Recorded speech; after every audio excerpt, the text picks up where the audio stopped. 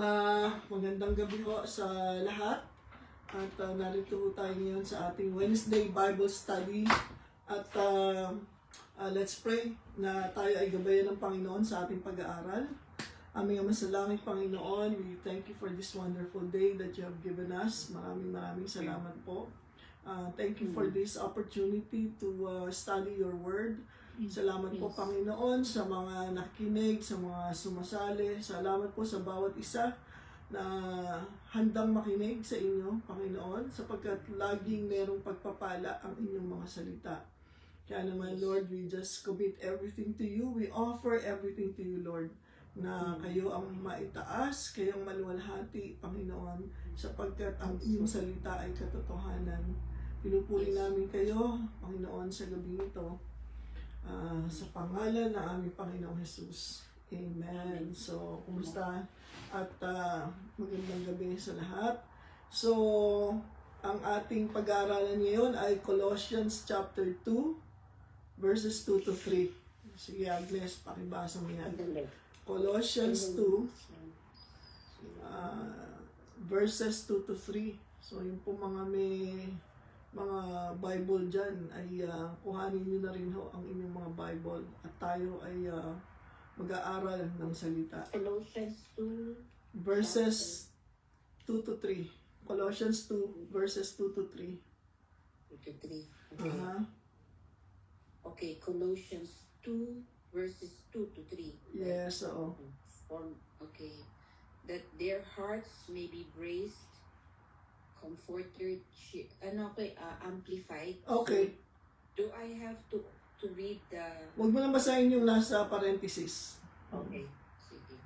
That their hearts may be braced as they are knit together in love, that they may come to have all abounding wealth and blessings of assured conviction of understanding, and that they may become progressively more intimately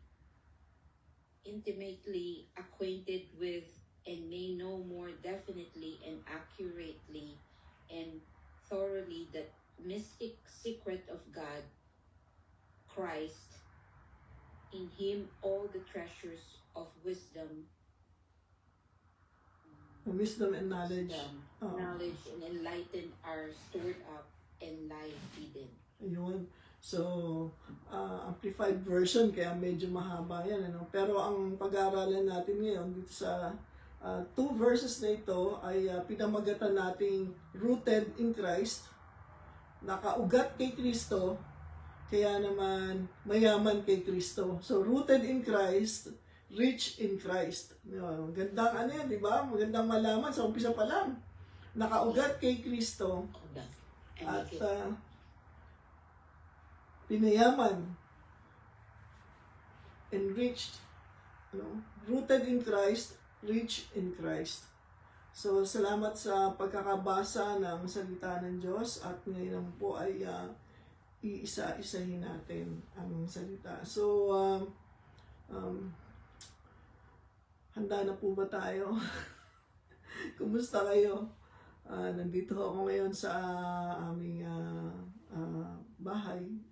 Kaya medyo iba yung setup natin. So anyway, sa verse 2, ang sabi dyan, dito naman sa version, sa Berean Standard Bible, my goal is that they may be encouraged in heart and united in love, so that they may have the full riches of complete understanding, so that they may know the mystery of God, namely Christ. So, ang una nating babasahin, that they may be encouraged in heart. So, nung sinulat ni Paul ang sulat na ito sa Colossians, ang mga mananampalataya noon ay humaharap sa maraming false teaching and spiritual confusion. Parang ngayon, sa panahon natin, madaming fake news, di ba? Maraming mga hindi mo na alam kung anong totoo. So, yun yung time na yun na sumulat si Paul, maraming false teachers at naturally, mayroong tinatawag na spiritual confusion. Ngayon, ang first concern niya ay hindi ituwid yung mga maling turo. Alam mo yun, di ba tayo, pag nakarinig tayo ng fake news, katulad sa mga balita ngayon, ang una mong gustong gawin is ituwid mo yung fake news na yun. Pero sa halip, ang ginawa ni Paul is not to give them information, but encouragement. But encouragement, no? Sabi niya, that they may be encouraged in heart. Yung sa, ano mo naman, binasa mo, yung brace, no? So, yung encourage na yun, ang ibig sabihin nun, strengthened, established, fortified. So, kumbaga, imbis na magbigay si Paul ng mga katuruan, ang ginawa niya ay magbigay ng encouragement, palakasin ang damdamin at puso ng bawat mananampalataya. So, kasi, bakit kaya ganun? Imbis na bigyan kagad ng information, encouragement. Kasi, bago makatayo ang mga mananampalataya intellectually, kailangan malakas muna sila sa kanilang kalooban. Di ba? Kasi pagka-discourage ang tao, ano kaya ang nangyayari? Naranasan na ba nating ma-discourage? Yes. Anong feeling pagka anong You're down. you're down, tama, tapos ano pa? Malungkot. Yun. At saka pagka-discourage ang tao, yung tinatawag na vulnerable, parang madali kang maapektuhan, di ba? So, pag discourage ang tao, vulnerable siya lalo saan? Sa deception. Di ba? Unang-una na kasi nung time na sinulat ni Paul itong Colossians letter to the believers in Colossae, they were facing a lot of false teachings and spiritual confusion. Kaya imbis na information, ang ginawa niya o binigay niya, ang ibinigay niya ay encouragement. Kasi a discouraged heart is vulnerable to deception. Di ba? Yung mga tao na di-discourage, nalulungkot, sila yung madaling madaya. So, agree ba tayo doon? Yes. Tapos, vulnerable din sila to more doubt. Ano na nga sila yung maraming false teachers sa paligid. Kaya, magda-doubt na lang ako. At saka yung compromise. Di ba? Mas prone tayo na mag-compromise. So, kaya alam ni Paul na ang mga spiritual battles ay it's either won or lost in the heart. No? Pagka pinanghinaan ka na ng kalooban mo, ng puso mo, malamang talo ka na kung ano man yung pinagdadaanan mo. So, God does not just inform us, He strengthens us. No? Kaya kapag si Kristo ang naging anchor ng buhay natin, nawawala ang takot, di ba? Nawawala ang confusion, nawawala ang anxiety. Kaya sa gitna pala ng mga confusion and false teachings, ang kailangan natin matatag na puso. Tama ba yun? Ang kailangan natin matatag na puso. Kasi hindi tayo makakausad kung tayo ay mahina o pinanghihinaan ng loob. So yun ang number 1 na ginawa ni Apostol Pablo. Tapos sabi niya, hindi siya natapos doon na my goal. Sabi niya, my goal, ang layunin ko ay lumakas kayo, ma-encourage kayo sa inyong mga puso. And sabi niya, and united in love. No? Diyan sa iba, knit together. So, importante na magkaroon tayo ng being knit together in love. Alam mo ba, pag ang spiritual maturity is Nag-join si Allen. Yeah, so ayun si Allen. So, pinag-aaralan natin yung Colossians chapter 2 verses 2 to 3. Okay?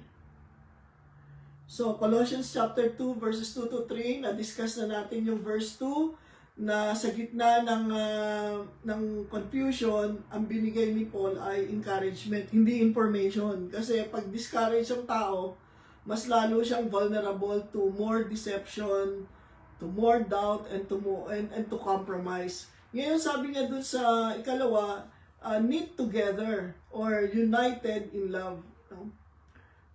Ang spiritual maturity kasi is never isolated. Kahit basahin mo yung Biblia, hindi ka pwedeng maging spiritually mature nang ikaw lang mag-isa. Alam mo yun? So, kailangan natin ang bawat isa.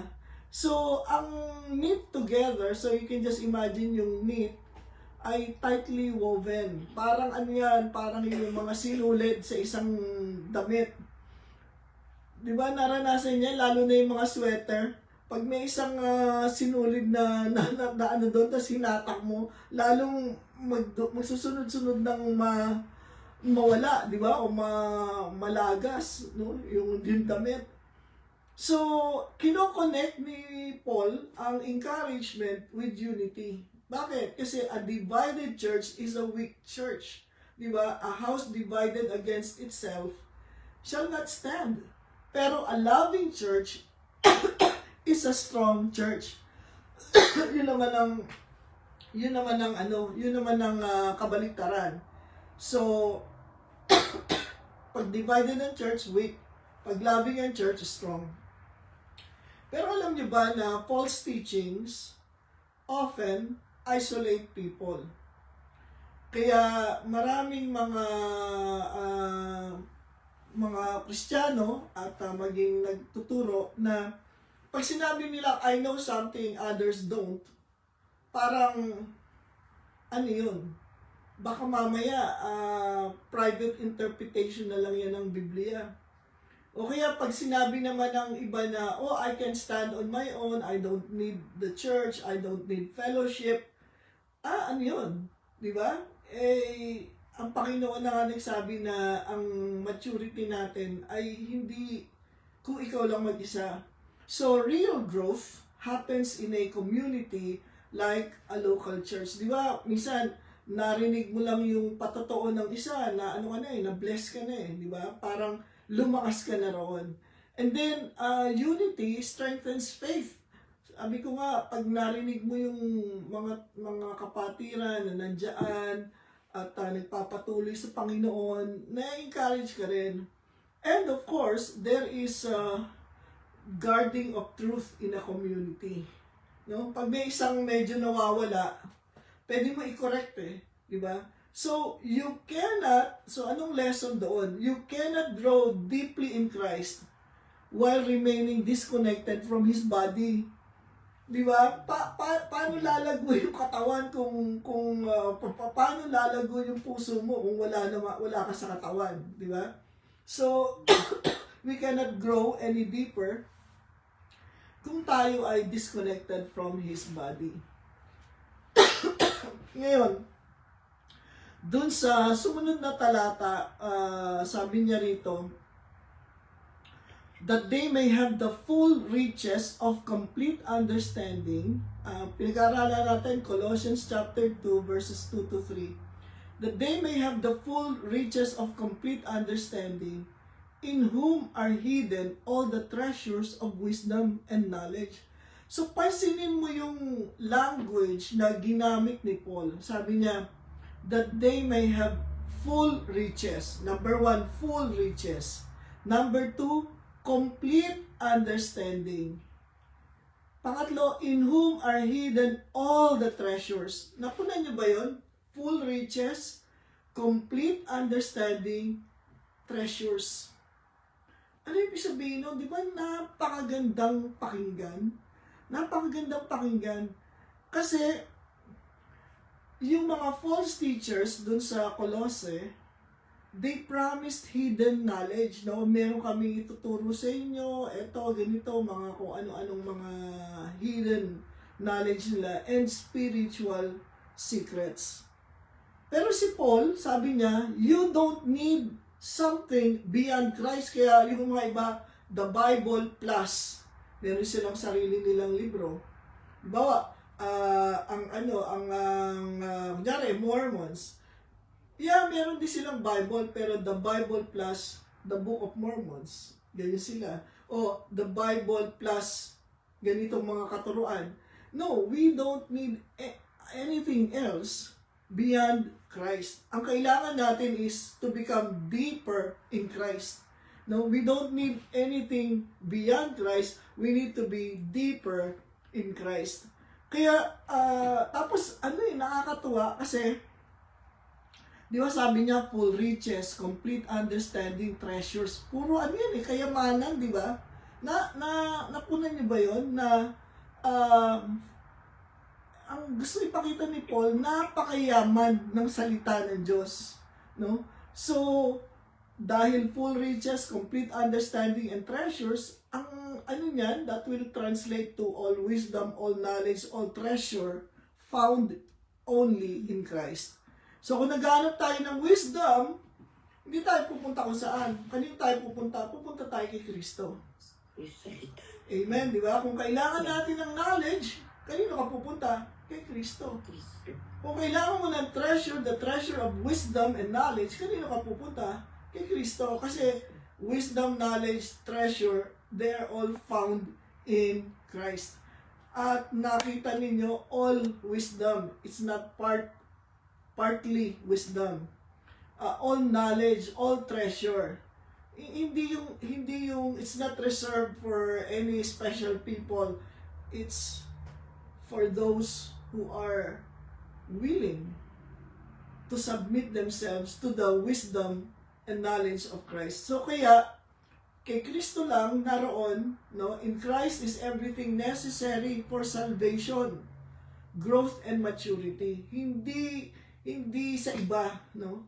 Kasi ang mundo, pinag-aralan natin nung nakaraang linggo, di ba? The world versus the kingdom of God. Kasi the world is saying, ano sinasabi ng mundo? Oh, chase, habulin mo ang experience. Kaya, we cannot make a doctrine out of our own experience. Halimbawa na experience ko to, ito na yung truth na dapat sundin ng mga tao. No, hindi ganon. So, sa mundo, sabi nila, chase, habulin mo yung experience, habulin mo yung enlightenment, habulin mo yung status, no, na ganito ka na, ganyan ka sa kung ano man ang pinasukan mong relihiyon, gusto natin ng status. Kasi ang sinasabi ni Paul sa mga Kristiyano, you already possess the treasure, and His name is Jesus Christ. So, the Christian life is not about discovering new secrets. Alam mo, ito minsan nalulungkot ako dahil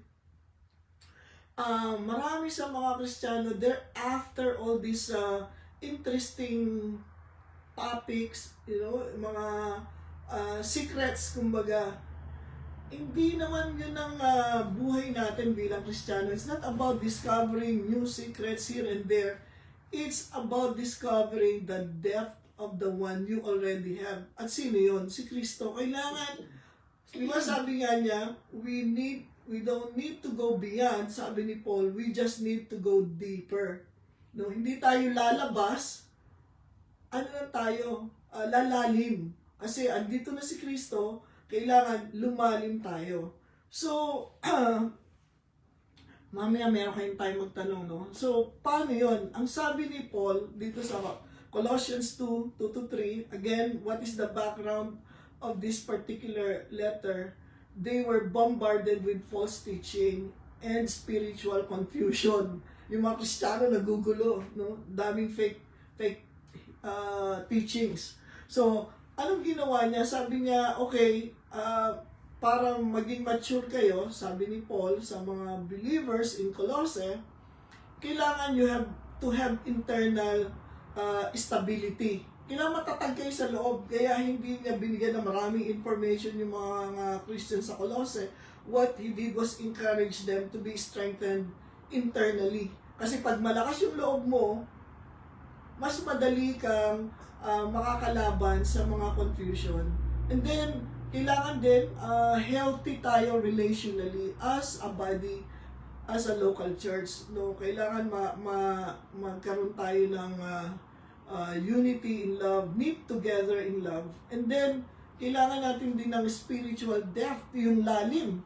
No? So, yung tatlong yun, that is the core of this particular chapter, sa chapter 2, that we be strengthened in our hearts, or be encouraged, be united in love, and be enriched in Christ.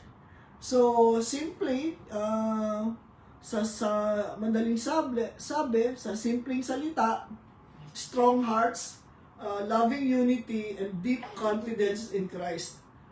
So, napakagandang matutunan nun. Yun ang ibig sabihin ng mature church, mature believer, na matatag ka sa kalooban mo, hindi ka madaling madala ng mga deceptions, meron kang pagmamahal sa mga kapatiran, sa miyembro ng katawan ni Kristo, at meron kang malalim na confidence o tiwala kay Jesucristo. Kaya paano natin bibigyan ito ng application sa buhay natin? Kailangan tinatanong natin, am I easily shaken? Tulad niya sabi ko, may mga ibang mga Christians na mas gusto nilang maniwala na you can lose your salvation once na ikaw ay na kay Kristo na. Hindi natin sinasabi yung once saved, always saved. Ang sinasabi natin, once in Christ, always in Christ. Pag na kay Kristo ka na, meron pa bang pwedeng umagaw sa'yo? Sabi niya, no one can snatch you from my hand. And sabi niya, yung sa Romans chapter 8, no? What can separate us from the love of God? Sabi niya, things in the past, things in the present, things in the future, wala eh. Principalities, wala na makakahiwalay sa atin sa pagmamahal ni Kristo. So, tayo ba, madali pa tayong ma-shake ng mga, kung ano-anong mga naririnig natin? Maturity is about being rooted. We don't need any new super, we don't know of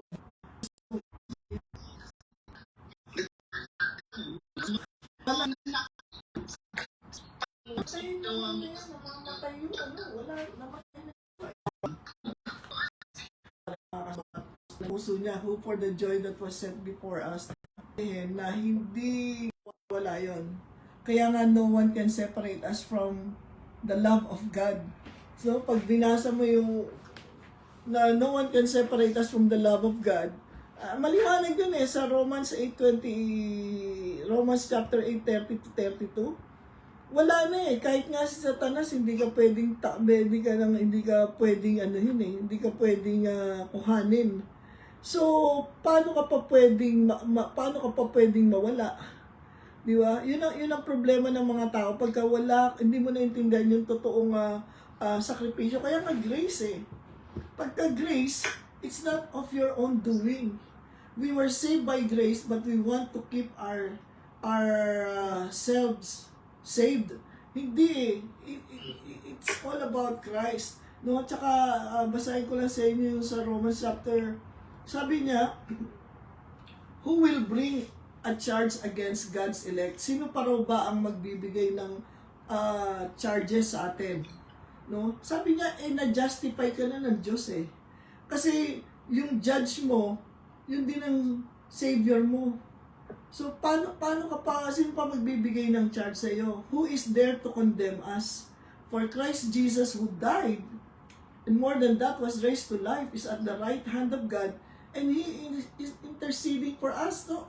Babasahin mo yun, una, wala nang pwedeng si Satanas, hindi kanya pwedeng bigyan ng sampahan ng demanda sa harapan ng Diyos. O, tingnan mo itong si Allen o si Man. Tingnan mo yung mga ginagawa niyan. Hindi na kasi ang nakikita ng Diyos sa iyo ang dugo ng kanyang anak. Kaya sabi niya, so who is there to condemn? Who is there to condemn? Wala, yung humatol sa iyo, yun ang savior mo So, pahatol sa'yo. Kaya sabi niya sa Romans 8:35, who shall separate us from the love of God? Shall trouble, distress, persecution, famine, nakedness, or danger, or sword? Sabi niya, I am convinced that we are more than conquerors through Him who loved us, for I am convinced that neither death, nor life, nor angels, principalities, neither the present, nor the future, nor any powers, neither height nor depth nor anything else in all creation will be able to separate us from the love of God that is in Christ Jesus. So, ano kailangan? Kasi sabi nila, pagka ganyan ang tinuturo mo, you're giving people license to sin. Binigyan pa ng lisensya ng Diyos si Adan para magkasala? Hindi naman di ba? May free will tayo. Hindi naman yung grace, hindi naman yung salvation ang nagbibigay ng license to sin. Di ba? Tayo nga, tinanggal na ng Panginoon ang kapangyarihan ng kasalanan sa buhay natin para tayo ay mabuhay ng matagumpay kay Kristo. Otherwise, si Satanas ang matagumpay sa atin. Para saan pa yung pagkamatay at pagkabuhay ni Kristo? Kaya kaya nga nung time na yon, yung sa sinasabi ko sa Book of Colossians, maraming mga false teachers. So sabi ni Paul, hindi niya binigyan ng information yung mga tao. Ang binigay niya, encouragement in Christ. Sabi niya, itong mga false teachers, they are bringing all these teachings, pero nasa iyo si Kristo at nasa iyo ang wisdom and knowledge through Christ. Kaya yun ang mahalaga na maunawaan natin. Tsaka sabi pa nga, di ba, pinag-aralan natin last week, God rescued you from the kingdom of darkness and brought you into the kingdom of His dear Son. So, sinong aagaw sa iyo sa kingdom of God? Wala na pwede umagaw sa iyo doon. Nilipat ka na ng Panginoon doon eh. Si aagaw sa iyo. Di pag naagaw ka ni Satanas, mas makapangyarihan si Satanas. Para masira yung salvation natin, Satan has to undo what Jesus Christ did on the cross. So the question is, can it be undone? Of course not. Kaya once and for all na nga namatay si Kristo at muling nabuhay. Hindi, pag bumalik si Kristo, it's not to save us again. It is to bring us to Him sa rapture and then sa second coming so that we will reign with Him forever and ever in all eternity. Kaya dapat alam natin yan. Pero siyempre, yung mga iba gusto, hindi, kaya ako nagiging banal kasi alam ko baka isang araw mawawala itong salvation ko. Kaya sasabihin mo, kaya nga ako nabubuhay ng kaya nga, nung isang araw conditional. Nung isang araw na may napakinggan ako dito sa Facebook, sabi nito, nagtuturo siya, kailangan para yung magkaroon tayo ng anointing, kailangan dumaan tayo sa proseso. Anong proseso? Sa proseso ng mga suffering, proseso ng mga trials and tribulations dahil doon tayo piniprepare ng Panginoon. No, that's a misunderstanding of the anointing. Because the anointing doesn't come because nagsasuffer ka. Hindi dahil ang dami-dami mong dinaanan. Maraming misconception about the anointing. Akala mo tumaas ang balahibo mo. Ang tawag sa atin nun, pagka yung na goosebumps ka, anointed yung preacher kasi na goosebumps ka eh. Hindi yun anointing. You are as much anointed as the preacher. Kaya kailangan maintindihan mo kasi ang anointing is ang Holy Spirit mismo, no? Misconception yan eh kasi the anointing, sabi niya, it's not a feeling, no? Ang importanteng maintindihan natin. Kaya akala natin pagka yung mga nagsasalita na nagtayuan lahat ng tao, nagpalakpakan lahat ng tao, akala natin yun ang kahulugan ng anointing. Hindi yun ang kahulugan ng anointing kasi ang anointing is mismo ang Holy Spirit. Sabi, you have an anointing from the Holy One. The anointing, at saka sabi doon, the anointing which you have received from Him. So, ano daw yung anointing? It is something you received from the Lord Himself. No? Kaya, hindi yan dahil aral ako ng salita ng Diyos. No? Nung pinanganak ka, ay nandyan sa iyo ang anointing. Alam mo yun? So, na maraming misconception. Kaya, Kailangan maintindihan natin yung sinasabi ng salita ng Diyos. Minsan ano tayo na didisigna tayo, kaya yun nga ang kaagad ng sinabi ni Paul na pagka discourage ang tao, vulnerable to deception, lalo tayong nalulungkot, di ba? So importante yun, maintindihan natin. So kung ikaw ay totoong ipinanganak kay Kristo, you've been born again in Christ, how can you be unborn again? How can you be unborn again? Diba? Yan ang uro-sulong. Diba? So and it's once and for all. Kaya yung kantang alam mo yung kantang One Moment in Time ni sabi doon, it's that one moment in time for all eternity. Ang gandang pakinggan nun, yung one moment in time na sinurrender mo yung buhay mo kay Kristo, that is for all eternity. That cannot be undone.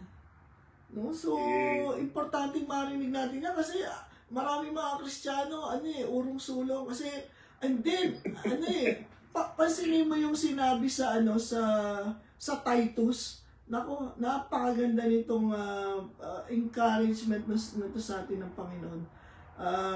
Sabi diyan sa Book of Titus, di ba? Dun sa huling-huli niya.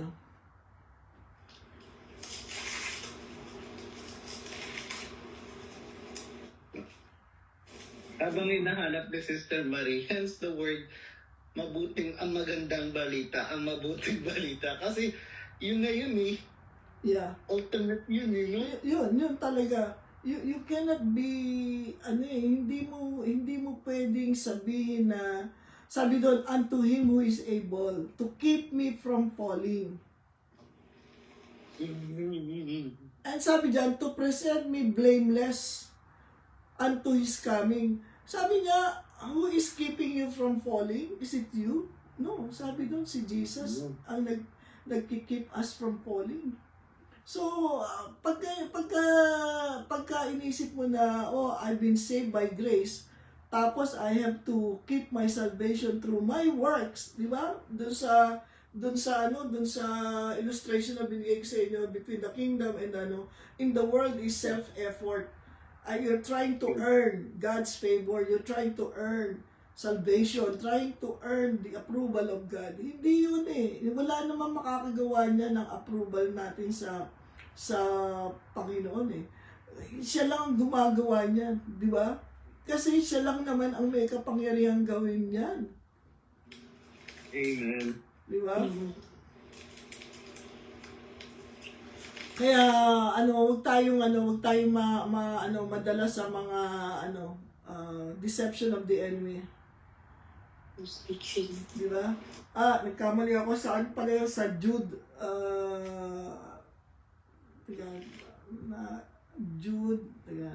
Jude, isang chapter lang yan Doon sa ending niya. Ayan sabi doon sa itong aking Bible, nagkakandagulugulo na. Kasi excited Sabi doon sa Jude 1, Jude 1:24. Sabi niya, now to him who is able. Ano nga yung able? Ability, power, di ba? Now to him who is able to keep you from stumbling or falling and to present you unblemished in his glorious presence with great joy. To the only God our Savior be glory, majesty, dominion, and authority through Jesus Christ our Lord, before all time and now and for all eternity. Amen. Naku, diba nakakaiyak? Nakakaiyak sabi sa kanya. Sabi niya, now to him who is able to keep you from falling, praise the Lord. Siya pala ang tumutulong sa atin na huwag tayong mahulog, huwag tayong manakaw ng kaaway, di ba? And then to present you unblemished, or sa ibang translation, blameless. Can I keep myself blameless? Hindi natin kaya yun. Kaya. I keep myself blameless. Ang sabi dito, before all time, lahat ng panahon, and now, ngayon, oras na mismo, Jesus is keeping you from stumbling and presenting you blameless and unblemished and for all eternity. Biruin mo yun, now and for all eternity. Asa ng pagkakataon doon para agawin ka ni Satanas? Wala. Now and for all eternity. Kaya, Amen. it's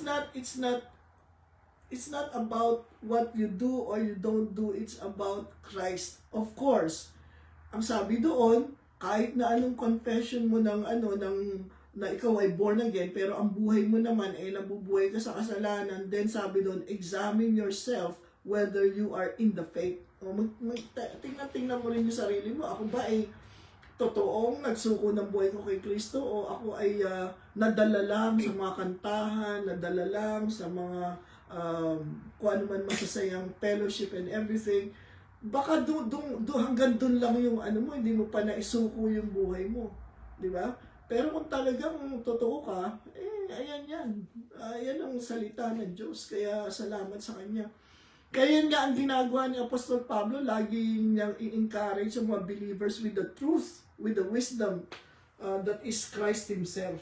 Yun ang magandang malaman. Amen? Amen. Ang sarap pakinggan nun. Kaya nga sabi ko yung pinag-uusapan natin bakit pagka nananalangin ka sa Panginoon, lagi kang humahagulgol, lagi kang nagbebeg. Halimbawa yung anak mo, lalapit sa iyo, tapos humahagulgol lagi, nagmamakaawa sa iyo lagi, begging. Do you feel good about it? Ano sasabihin mo? Batukan mo yung anak mo, sabihin, ano ka ba? Who are you talking with? Tatay mo ko, bakit ka beg ng beg sa akin? You know? So, hindi na, tapos na tayo sa pagiging beggar, kaya sabi nga doon sa Proverbs 30, 4 things that the world cannot understand. A slave who becomes a king.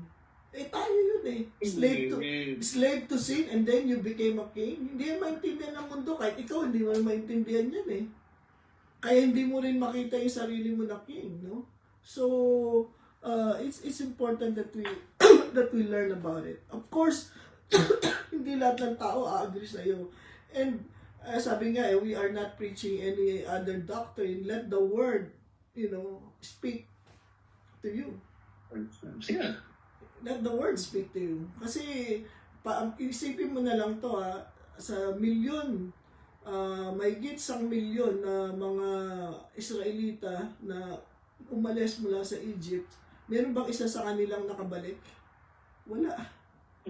Ay, gusto nilang bumalik. Tayo din gusto ko nilang bumalik sa mundo, gusto ko na lang at wala rin namang naagaw yung Pharaoh sa kanila Walang naagaw yung Pharaoh kahit isa sa kanila. The Pharaoh is a type of Satan. Walang naagaw sa mga anak ng Diyos yung Pharaoh. So, bakit tayo maagaw pa ni Satanas? Di ba? Ang saklap naman nun, nabuhay ka bilang isang Kristiyano, tapos nagkamali ka, nagsinungaling ka ngayon, tapos bigla ka na sa gasaan, namatay ka agad, tapos nasa impyerno ka na. Hindi gano'n. Di ba? Ba't gano'n? Di ba? Hindi gano'n ang Panginoon. And of course, there's sasabihin mo, ilalaban mo na yan. Hindi sinungaling ang Diyos ko. Of course, there's a lot of controversy regarding that. Kasi, nasa sa yun kung parang din yan ng tribulation Gusto mong maiwan, hindi maiwan ka. pero kahit naniniwala ka na maiiwan ka, pero kung totoo kang na kay Kristo, kasama ka pa rin. Magugulat ka na, ba't ako nakasama? Di ba? Kaya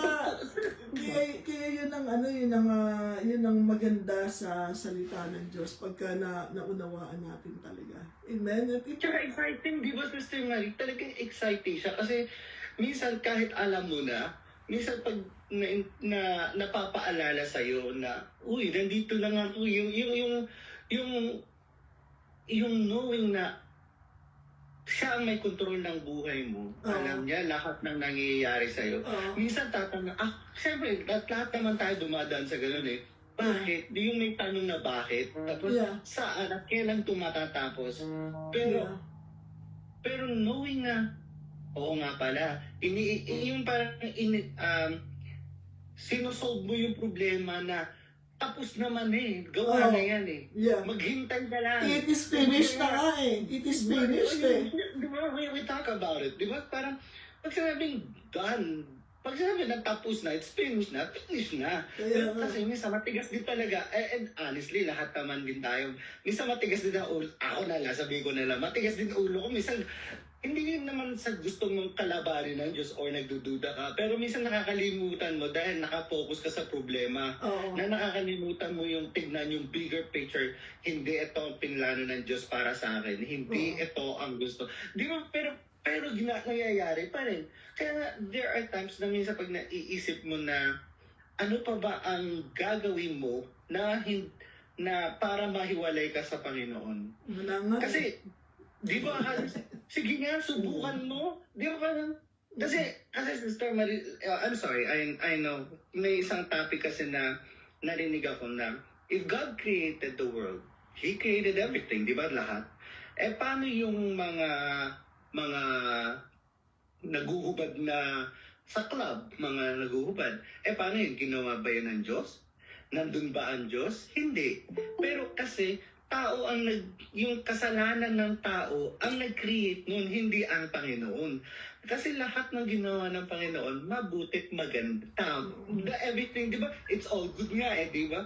Pero yung kasalanan natin, talagang pumipilit pa rin talaga tayong hilahin ng demonyo. Pero knowing that, yung di ba natatanda mo, may sinira akong kanta sa'yo, yung the devil thought he got me, but Jesus said, you are mine. Yung inangkin na nga tayo ng Diyos. Yeah. Hindi lang tayo sinave.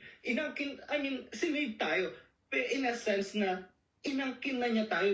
Binayaran niya ng buhay niya. Ano pa bang gagawin ng Panginoon para ma-realize natin? Tatanggap ka na lang kung baga nga. Di ba? Tatanggap ka na lang. Eh, ano nga, may nagtanong nga eh. Ganda yung sagot ng pastor eh. Dahil si Pastor Ed Lapis eh, may mga bagay siyang sinasabi na nakakatawa eh. May nagtanong sa kanya, Pastor, kalooban po ba ng Diyos na yung misyonaryo eh nakain ng crocodile, nakain ng crocodile. Sabi ng ng pastor yung to, kalooban ng Diyos na pag ang crocodile nagutom kumain. Parang tao rin pag nagutom pa. Yan ang kalooban ng Diyos pag ngayon, kalooban ba ng Diyos na kainin yung pastor? Bakit siya nagpahara-hara kung saan nandun yung crocodile? Ibig sabihin, Nakikinig na kami doon eh. hindi katulad na lang doon sa